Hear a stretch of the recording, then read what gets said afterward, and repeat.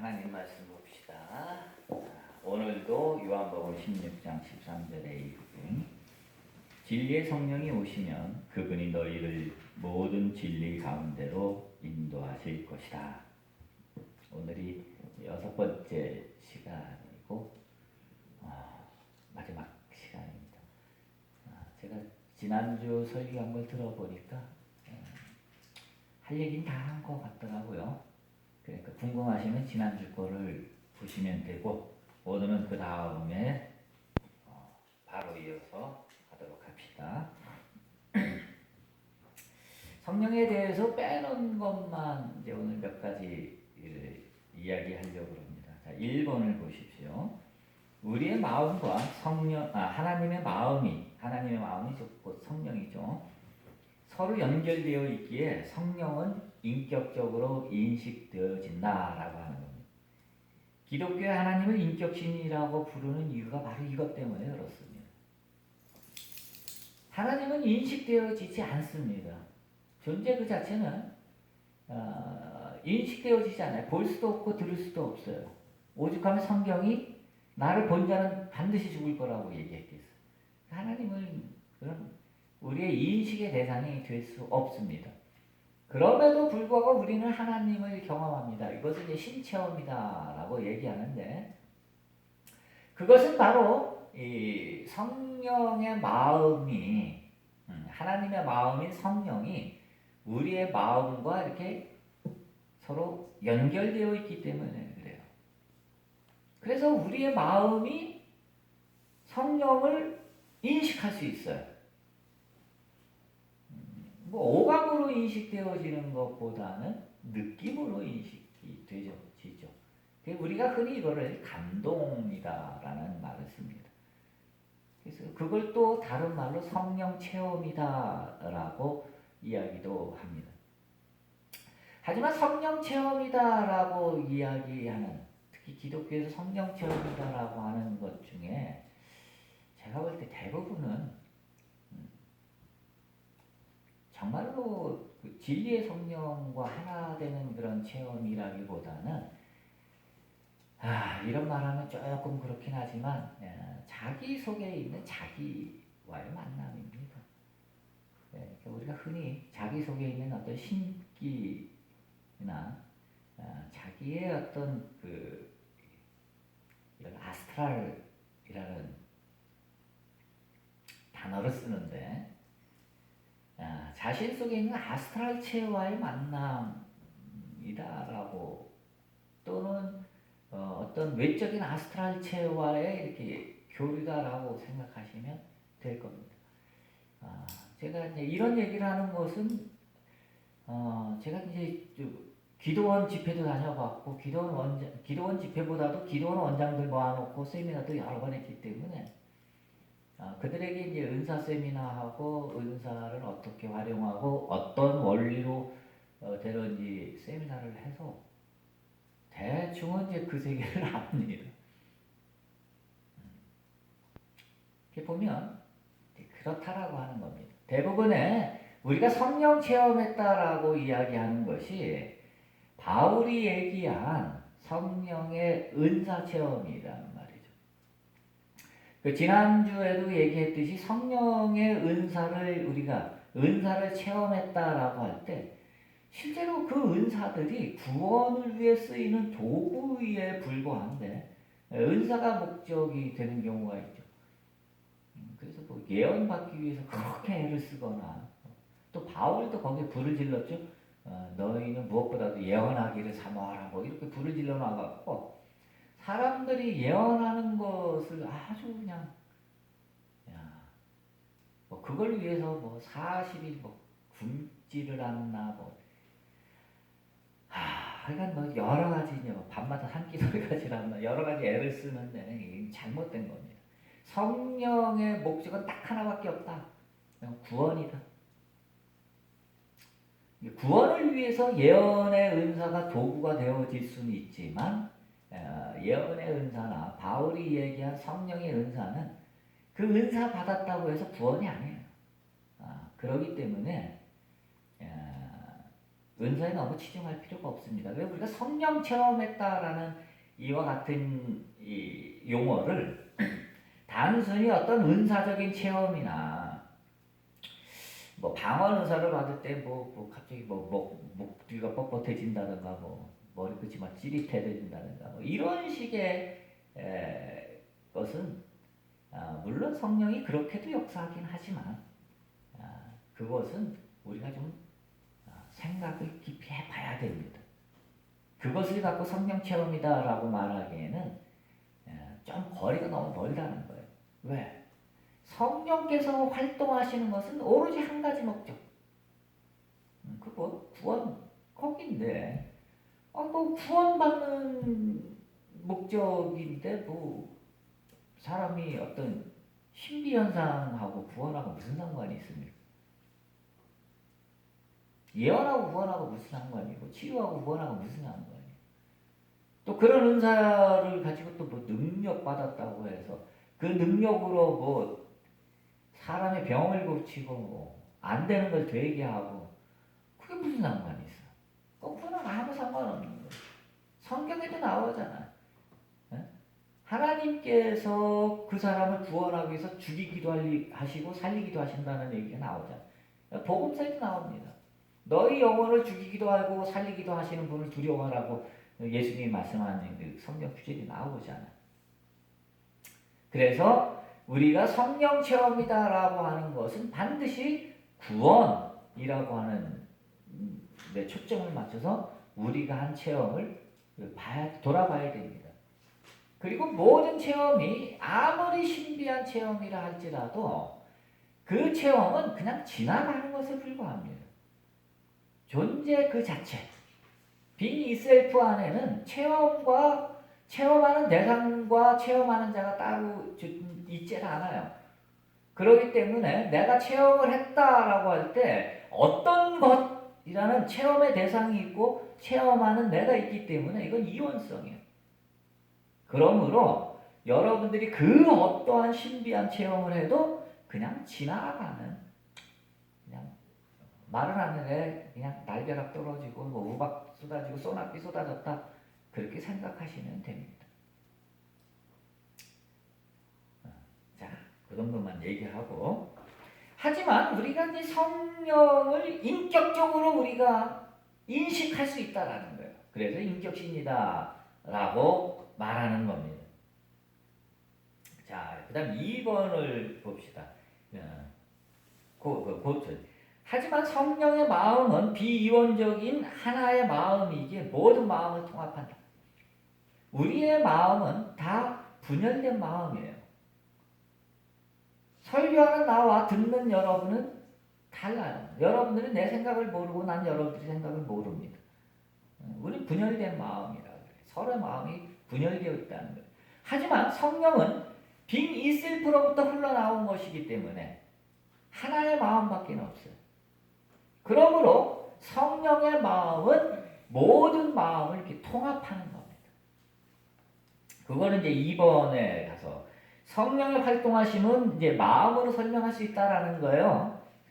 즉 우리의 분열된 마음을 성령의 한 마음으로 되돌리는 것, 이것이 구원이다. 이 세상의 모든 것은 다 마음이 가져다 주는 겁니다. 제가 지난주에 뇌과학이라는 책을 주문해서 어제 도착을 해서 아직 읽어보지는 않았는데 제가 읽어보고 굉장히 아주 되게 재밌는 것 같아서 읽어보고 재밌으면 내가 여러분들에게 성탄절 선물로 한 권씩 사드리고, 보면 이건 심리학자들도 하는 얘기고요, 뇌과학자들도 하는 얘기고, 우리의 마음을 넘어선 건 없어요. 그럼 마음이 어떻게 형성되느냐라고 할 때 인간의 분열된 마음은, 모든 마음은 경험으로부터 나오는 겁니다. 경험되지 않는 것은 우리는 상상도 못합니다. 직접 경험이든 간접 경험이든 모든 여러분들의 생각과 마음은 다 경험으로부터 나옵니다. 우리가 흔히 이제 그 공부할 때 공부 열심히 해라 소리를 합니다. 그런데 또 어떤 때에 가서는, 저도 그런 소리 가끔 합니다. 사람들에게 공부 좀 해라, 책 좀 봐라 이런 얘기를 해요. 그러다가 어느 순간에는 또 공부한다고 되냐? 뭘 공부하냐? 하나만 알면 다 아는데 공부하지 마. 또 이런 소리도 합니다. 왜 이런 소리를 하느냐 하면 공부한다라고 하는 것은 우리의 분열된 마음의 경험을 축적시키는 거예요. 그래서 많은 경험을 가지고 있어야 합니다. 경험이 없으면 우리는 어떠한 것이 발생할 때 그것이 뭔지를 몰라요. 예를 들면 귤이 하나 있다고 할 때 귤에 대해서 책을 읽고 아니면 맛보고 하는 경험을 했다고 한다면 귤을 볼 때 저거 귤이구나, 저거 맛이 어떻고 맛이 이거 다네, 시네, 뭐 이렇게 우리는 표현을 하지만 귤에 대한 그 어떠한 경험이 없을 때는 귤을 봐도 저게 뭔지를 몰라요. 맛도 모르고 경험해보지 않으면 모릅니다. 진리에 관련된 것도 마찬가지입니다. 진리라고 하는 것은 경험한다고 해서 깨달아지는 게 아닙니다. 그렇기 때문에 공부하지 마라 소리를 하는 거예요. 하지만 진리에 관해서 우리가 경험을 많이 축적해 놓지 않으면, 공부를 많이 해서 경험을 축적해 놓지 않으면 막상 신체험을 했을 때 우리는 그게 뭔지 모르는 거예요. 구원에 대해서 우리가 성경 공부나 아니면 이런 공부를 통해서 구원에 대한 지식이 많아야 돼. 정말 많은 공부를 해야 돼. 공부는 끝이 없더라고. 어느 순간 이제 공부할 게 다 공부가 끝났구나라는 마음이 들기 전까지는 끊임없이 공부를 해야 돼. 계속 그거는 평생을 공부를 하는 거예요. 그때 비로소 어떤 신체험이 왔을 때 이거구나. 우리 알아볼 수 있고 바로 깨달을 수 있는 거예요. 그래서 공부를 많이 해야 되는 겁니다. 자, 그래서 이와 같은 모든 경험을 통해서 우리의 마음이 흘러나오는 겁니다. 이 세상 모든 것은 다 마음으로 보는 거고 마음으로 판단하고 마음으로 생각하는 겁니다. 마음이 편중되어져 있으면 우리는 한쪽밖에 못 봐요. 아주 대표적인 게 요즘 정치판이죠. 어떻게 그 정치 토론을 보지도 않지만 가끔 어쩌다 이렇게 보면 여당 의원과 야당 의원이 나와갖고 얘기하면 여당 의원이 얘기하면 그래 저게 맞아. 야당 의원이 맞아 저거야. 서로 똑같은 사건을 놓고 서로 다른 얘기를 하는 이유가 뭐겠어요? 서로 생각이 다르기 때문에 그렇습니다. 생각이 다르다는 것은 서로의 경험이 다르고 서로의 사고 체계가 다르기 때문에 그래요. 그래서 이쪽을 바라보는 사람들은요,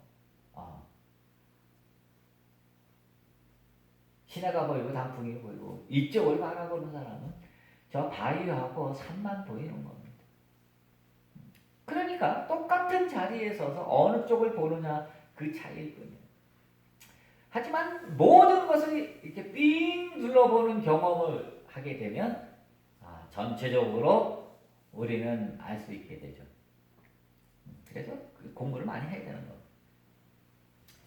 자, 우리는 이와 같은 그 경험을 통해서, 경험이라고 하는 것은 우리가 이 세상에 사는 모든 경험은요 다 분열된 마음에서 비롯된 겁니다. 모든 경험은 다 분열된 겁니다.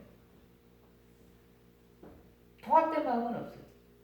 내가 무엇을 경험한다, 무슨 책을 본다, 어떤 경험을 할 때는 경험하는 나와 경험의 대상이 있기 때문에 그래요. 공부를 한다 해도 공부하는 자와 공부하는 대상이 있기 때문에 이 모든 것은 다 분열된 거예요. 그래서 에고의 마음이다라고 우리는 얘기를 하는 겁니다. 이렇게 분열된 마음에 많은 경험이 축적되어져 있을 때 한 마음, 즉 성령을 경험하게 되면 그것이 무엇인지를 알게 된다는 거예요. 그래서 여기서 깨달음이 오는 겁니다. 깨달음은 많은 경험과 많은 경험으로 축적되어진 이 우리의 마음 체계와 분열된 마음 체계를 할지라도 이 마음 체계와 성령의 한 마음이라고 하는 성령의 사고체계, 이 성령의 마음체계가 서로 만났을 때 여기서 바로 신체험이라는 것이 일어나는 거예요. 그러면 이 구원은 뭐냐? 이 분열된 마음체계가 이게 아니구나라는 거예요. 그러니까 공부는 언제까지 해야 되냐? 공부는 공부해서는 답이 없구나. 그때까지 공부하는 거예요. 전에 아주 쉬운 명상 얘기할 때 제가 명상을 해야 된다. 그래서 뭐라 그랬죠? 명상을 왜 하느냐? 명상해서 구원받지 못한다라는 것을 알 때까지 명상해야 된다. 뭐 이런 얘기 했잖아요. 공부도 마찬가지예요. 모든 경험은 다 마찬가지예요. 경험은 마지막까지 가는 거예요. 마지막까지 가서 이렇게 해서 안 된다는 것을 알 때까지 가야 되는 거예요. 그러니까 어려운 길이긴 하죠. 어쨌든 이 분열된 마음이 극에 달하고 성령의 마음 딱 왔을 때 성령의 마음으로 내 이 분열된 마음 체계가 이 사고 체계가 성령의 사고 체계로 완전히 바뀔 때 우리는 그것을 구원이다라고 얘기하는 겁니다. 근데 이와 같은 것이 일시적이냐 아니면 영원한 것이냐, 완전히 바뀌느냐, 성령의 사고 체계로 완전히 바뀌느냐, 아니면 일시적으로만 바뀌느냐, 이것은 우리가 시간 개념으로 설명할 수밖에 없어요, 사실은. 즉, 우리가 시간 속에 살아가고 있는 한 우리는 성령의 사고 체계, 즉 성령 체험, 구원 체험은 일시적일 수밖에 없습니다. 그러나 시간이 사라지면 그것은 영원한 겁니다. 시간으로, 그래서 시간적으로 우리는 점진적으로 이것을 설명할 수밖에 없다는 거예요. 그래서 처음에 공부할 때는 성령의 어떤 마음을 우리가 딱 접할 때 그거구나 그렇게 하다가 점점 그 성령의 마음을 깨닫는 횟수가 점점 늘어나게 되고, 그렇게 하다 보면 내 사고체계 자체가 점점 성령의 사고체계로 변해가는 겁니다. 그러다가 어느 순간이 딱 되면 물동이에 물을 붓다가 언제 넘치죠? 어느 순간이 되면 물이 넘쳐요. 그 전까지는 물이 안 넘쳐. 마찬가지예요. 우리의 이 에고의 사고체계가 성령의 사고체계로 점점 변화해 나가다가 어느 순간에 물이 넘치듯이 이제 완전히 넘쳐서 성령의 사고체계로 성령의 마음으로 완전히 탈바꿈했을 때 이것을 우리가 완전한 구원이다. 이제 이렇게 이야기하는 겁니다. 자, 3번으로 갑시다. 이 얘기는 이제 지난주에 해야 되는데 안 했던 얘기예요. 이 존재 안에서는 마음이 존재 안으로 사라지듯 성령도 하나님 안에서는 사라진다는 거예요. 삼위일체는 이건 진리인데 진리예요. 그러나 이 삼위일체라는 말은 이것은 인간적인 우리 이원적인 세계에서만 통용될 수 있는 말입니다. 비이원성의 세계에서는 삼위일체라는 말은 통용되어지지 않습니다. 왜냐하면 존재 그 자체는 활동하지 않는다 그랬죠. 존재 그 자체, 즉 신성을 활동하지 않는다는 말이에요. 활동하지 않는다는 얘기는 뭐죠? 우리가 어떤 것을 활동하게 되면 마음이 먼저 결정을 해요. 마음이 움직여야 행동으로 옮겨진단 말이에요. 그런데 존재 그 자체, 신성은 활동하지 않으면 어떻게 되는 거예요? 마음이 없지. 마음이 있어야만 우리가 활동을 하는데 활동하지 않는 것은 마음이 존재할 수가 없습니다. 그렇기 때문에 하나님 나라 안에는 성령은 없다. 존재 그 자체 안에는 성령은 없다. 이렇게 이야기할 수 있는 겁니다. 이원성적인 이 세계에서는 삼위일체가 진리예요. 하지만 비이원성의 세계에서는 존재 그 자체만 있기 때문에 거기에는 하나님의 마음도 없고 활동하시는 하나님은 더 이상 필요 없는 거예요. 제가 오늘 아침에 그 생각을 했어요. 제가 이런 설교를 할 때 유튜브나 아니면 블로그를 통해서 이 설교를 듣는 사람이나 누구 중에 그렇구나 라고 하는 단발말을 탁 외치면서 맞아 그렇구나 하고 깨닫고 알아들을 수 있는 사람이 한 명이나 있을까? 그런 생각을 해요. 그냥 대부분의 사람들은 저 뭔 소리요 할 거고, 그 중에 몇몇 사람들은 그렇구나, 그럴 수 있겠네 이 정도일 거고, 극히 일부분의 사람만이 맞아 그거구나 하고 순간적으로 이 얘기가 무슨 얘기인지 깨달을 수 있는 사람이 한 명이나 있을까?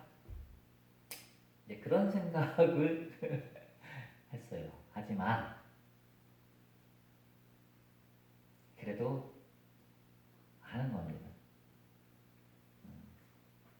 에카르트가 죽기 6개월 전에 그가 마지막 설교에서 정말 중요한 얘기를 했듯이, 영성에 관련된 중요한 얘기를 했듯이 이제 하는 겁니다.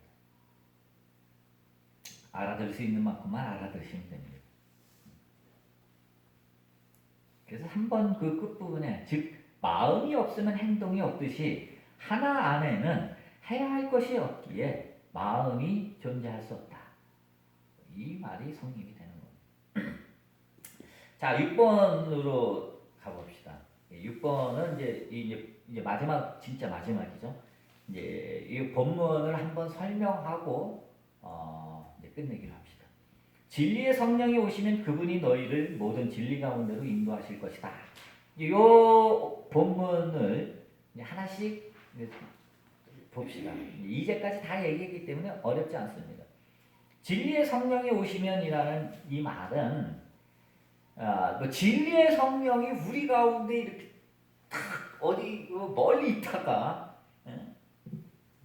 그 교리 신학에서 이야기하는 식으로 성령 발현론 했고, 성령이 없다가 갑자기 예수님이 내가 성령을 보내봐 그래갖고 성령이 그냥 없었는데 그 영을 어서 이거는 신화적인 표현이죠. 이런 일은 없어요. 제가 처음에도 얘기했지만 성령이라고 하는 존재, 개별 존재는 있을 수 없다는 거예요. 하나밖에 없는데 성령 따로 있고 하나님 따로 있나? 삼신론이지 그러면.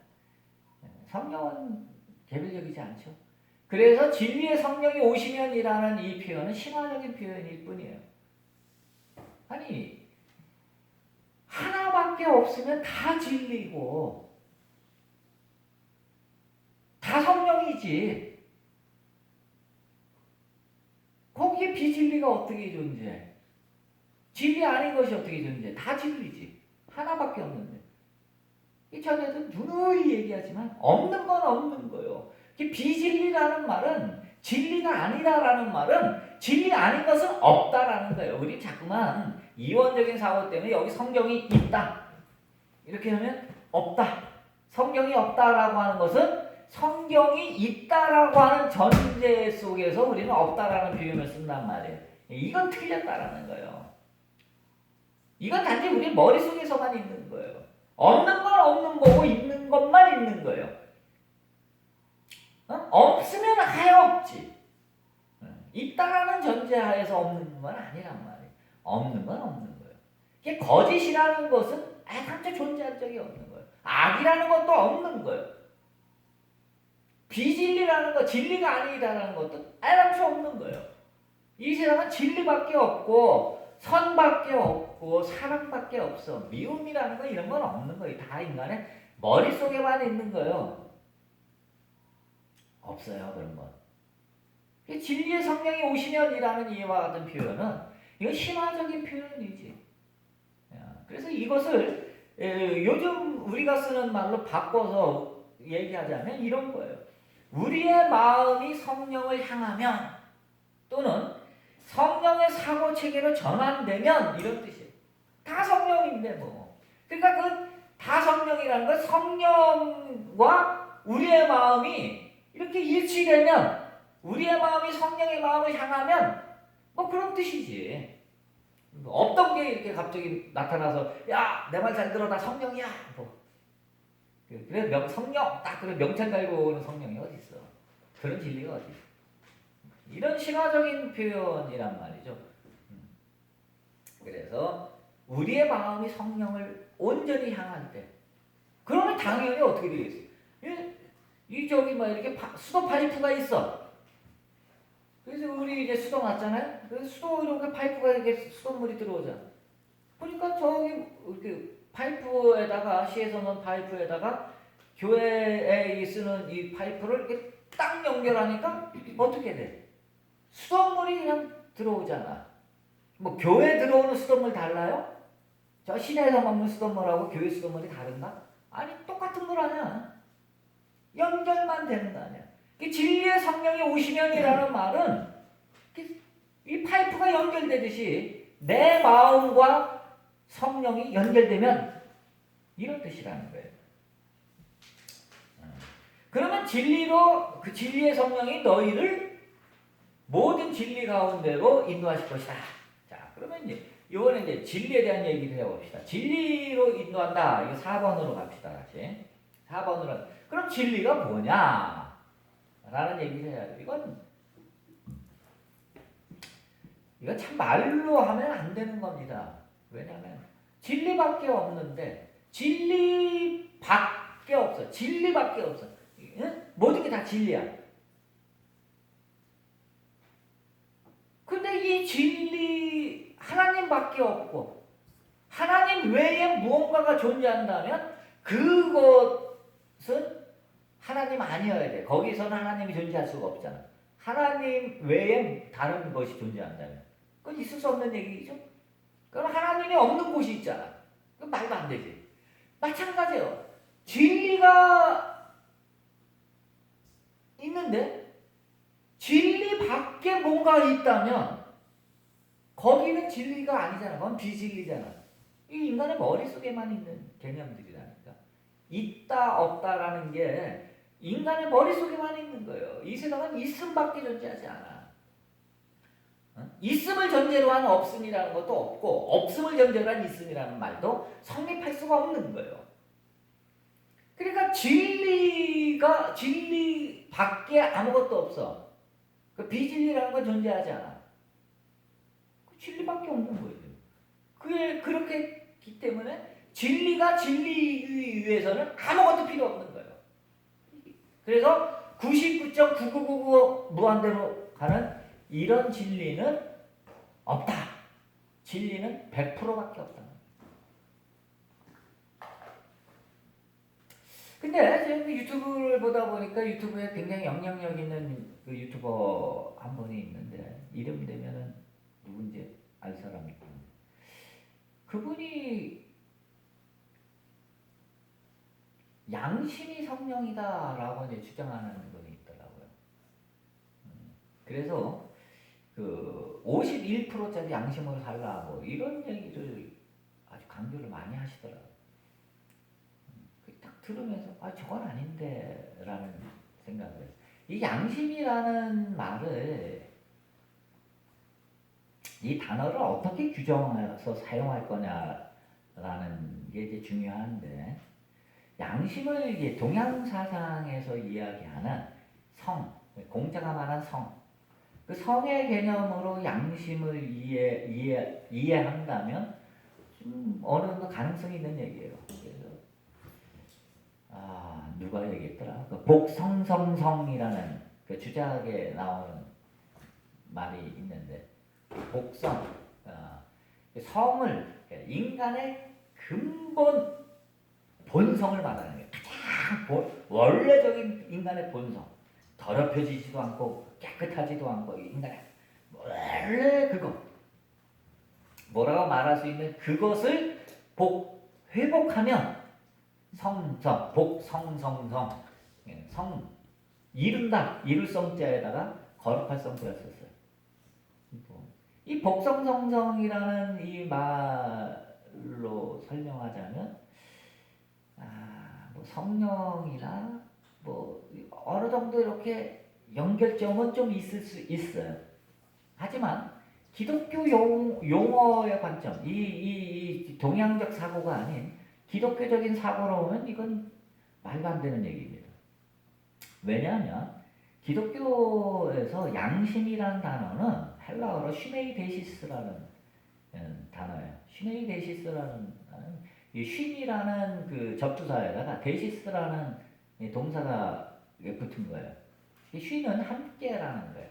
양쪽 다 이런 뜻. 함께. 데시스 그러면 뭐예요? 알다라는 거예요. 이 양자를 알다라는 개념이에요.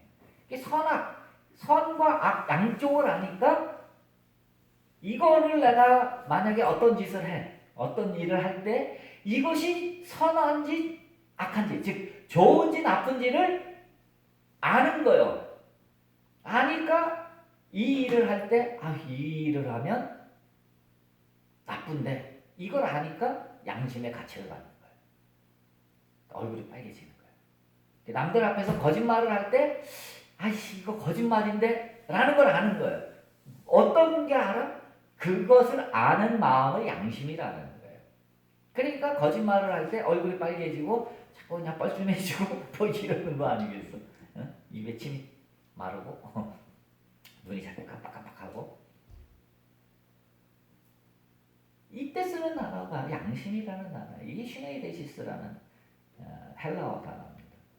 그래서 기독교적인 어떤 사고에서 양심이고 성령이다라는 말은 말도 안 되는 거예요. 그건 있을 수 없는 얘기예요.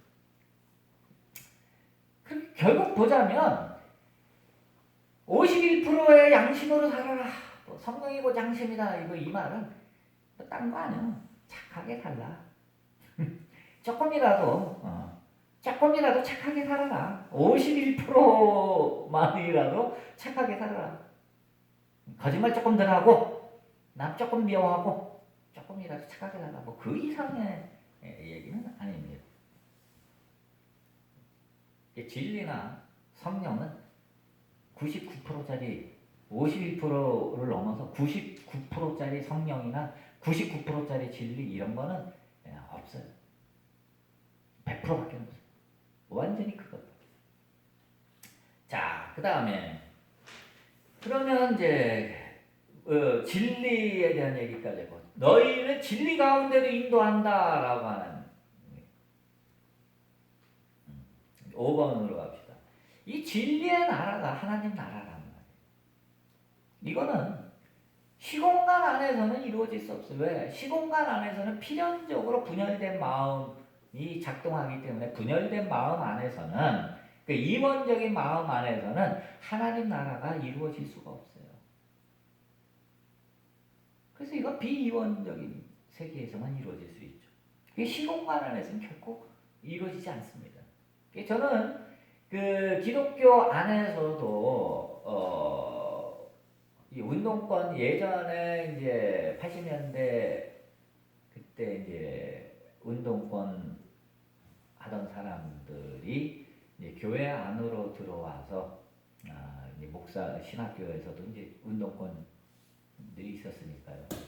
들어와서 목회도 하고 또 신부도 되고 뭐 이렇습니다. 그래서 이제 그들의 이제 나름대로 이제 조직이 있잖아요. 우리가 흔히 무슨 일 있을 때마다 이제 무슨 사제다, 그다음에 무슨 뭐 목회자 뭐 이런 이름을 이제 붙여가면서 이제 하는 사람들이 있는데 그 사람들의 기본적인 슬로건이 이 땅 위에 하나님 나라가 이룩되기를 바라는 거죠. 이건 뭐 기본적으로 해방 신학이나 민중 신학의 기본적인 이 오류 또 화이트헤드나 뭐 이런 사람들이 얘기한 과정신학에서의 그 기본적인 오류는 하나님 나라를 이원적인 이 세계 안에서 펼치려고 하는 이상주의를 채택했기 때문에 그렇습니다. 그들은 틀렸습니다. 분명하게 그들은 잘못된 겁니다. 이 세상은 아무리 이제 몇 달 있으면 대통령 선거 할 텐데 대통령을 세종대왕이나 뭐 이런 아주 훌륭한 대통령을 우리가 뽑았다고 칩시다. 그렇다고 해서 태평성대 안 옵니다. 가난한 사람은 여전히 가난하고요. 언제 뭐 나라님 바뀌었다고 해서 뭐 태평성대 온 적이 있어. 뭐 이원적인 이 세계에서는 그러면 안 됩니다. 꿈꾸는 그런 몽상가 이게 이제 철학적으로 보면 상당히 깊어요. 그 뿌리가 깊어요. 막시즘이 그거거든요. 막시즘이나 이제 실존주의가 그겁니다. 즉 이거는 뭐 그 이전에 계몽주의 시대 이후에 인간의 뭐 칸트도 일조를 했고요. 인간의 이성을 과신한 겁니다. 인간의 이성이 결국은 이 세상을 조화롭게 만들 수 있다라고 하는 거예요. 이게 무신론적 실존주의자들에게 대표적으로 나타나고요. 이런 거예요. 그와 같은 사고 속에서 나온 게 막시즘이라. 막시즘은 글쎄요. 저는 마르크스야말로 대단한 휴머니스트라고 생각해요. 인본주의 사상, 휴머니즘의 대표적인 휴머니즘. 즉 인간이 어떤 이 생산 구조를 인간이 잘 통제하기만 하면 이 세상이 파라다이스가 된다는 거 아니에요. 공산이라는 말이 이 생산의 주체와 객체 뭐 이와 같은 것을 공동 생산, 공동 소비 아니야. 누가 이거 조정해요? 중앙당이 조정하는 거예요. 그렇게 되면 이 세상이 다 행복하게 진다는 거 아니에요. 프랑스 철학자들 중에 공상적 사회주의자들이 있어요. 꽁트 대표적인 소설 월덴투 이런 옛날에 나온 소설들인데 거기 보면 이 공상적 사회주의 이런 거 전부 보면요. 인간이 하나님 없이도 인간이 잘 살 수 있다는 거 아니야. 이게 무신론적 실존주의자들 대표적인 게 알프레드 까미 같은 사람 아니야. 이제 그런 건데 다 헛소리입니다. 인간이 이원적 사고를 갖고 있는 한 인간 스스로 아무것도 만들 수 없어요. 니체가 신은 죽었다라고 말하지만 그런 신은 이제 죽었다라는 거예요. 계몽주의 이전에 오던 그런 신 다 죽고 또 거기 한 걸음 더 나가서 현대 무신론 모습도 뭐 나오긴 하는데 어쨌든 이원적인 사고를 바탕으로 해서는 절대로 하나님 나라는 인식되어지지도 않습니다. 이 세상에 그런 하나님 나라는 존재하지 않습니다. 하나님 나라는 필연적으로 비이원성의 세계에서만 존재합니다. 진리로 인도한다. 진리의 나라, 하나님 나라, 이와 같은 것은 비이원성, 즉 시공간이 아닌 분열된 마음이 아닌 통합된 마음 안에서만 이루어진다. 그렇기 때문에 이것은 하나의 세계이기 때문에 뭐라고 말할 수가 없는 거예요. 분열된 인간의 용어로는 뭐라고 말할 수가 없어요. 왜냐하면 인간은 이거 국화 그러면 이것만 국화고 나머지는 국화가 아닌데 전부 다 하나인데 어떻게 개별적으로 설명할 수가 있겠어? 인간의 언어는 다 개별적인 것을 개별적인 사물을 드러내는 건데 어떻게 전부를 설명할 수 있겠어요? 그걸 설명할 수 있는 인간의 언어 자체가 물론 없고 존재하기 그런 언어가 있을 수도 없기 때문에 하나님 나라는 뭐라고 표현되어질 수 없다라는 거예요. 자, 그러면 이제 6번 이제 봅시다. 두 번째 줄. 두 번째 줄 중간이에요. 진리로 인도하신다는 것은 구원을 통하여 처음 그 자리 하나님과 완전히 하나 된 그 상태, 존재 그 상태, 그 자체 하나님 나라로 성령께서 인도하신다 하는 것이다. 그럼으로써 우리는 하나님, 존재 그 자체와 처음부터 하나였음을 분리이 된 적이 없음을 알게 될 것이다. 하나님 나라로 들어가는 게 아니라 내가 하나님 나라 안에 있음을 아는 거예요. 이게 완전한 구원. 이것을 이렇게 되도록 진리의 성령이 우리를 인도해 가는 거예요. 어떻게? 분열된 마음에서부터 통합된 마음으로. 통합된 마음을 넘어 원래 그냥 빅 이셀프 그 자리로. 빅 이셀프와 내 속에 있는 하나님은 둘이 아니라 그랬죠? 처음부터 하나였고 원래 우리도 그거였다라는 거예요. 자, 이렇게 함으로 인해서 이제 6주간에 걸쳐서 기록이 여정을 마쳤습니다. 어쨌든 이 기독교의 가장 기본 근간이 되는 삼위일체를 그래도 나름 자세하게 설명할 수 있는 시간이 되어서 좋았다라는 생각을 해봅니다. 기도합시다. 사랑해 주님, 우리가 하나님을 믿는다 그러면서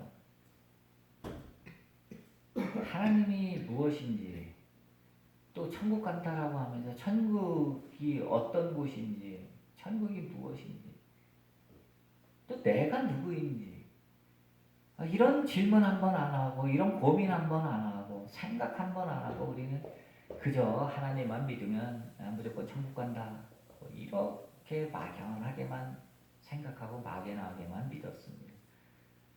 그런데 하나씩 하나씩 우리가 알아가는 이 과정 속에 있습니다. 우리에게 정말 성령의 마음이 확실하게 다가와 우리의 분열된 마음이 성령의 마음으로 바뀌고